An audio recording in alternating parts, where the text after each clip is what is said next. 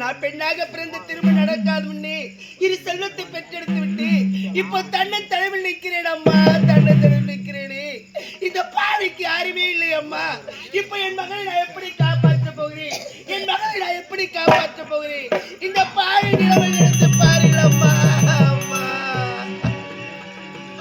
அம்மா, 10 மாதம் என்ன சுமந்து பெட்டி எடுத்து அம்மா,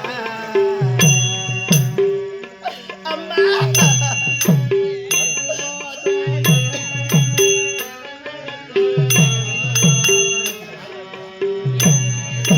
10 மாதம் என்ன சுமந்து பெட்டி எடுத்து அம்மா, பாசத்துக்கு முன்னாடி எல்லாம் ரத்தத்தை எல்லாம் பாலா தந்து புத்தி வளர்த்து அம்மா,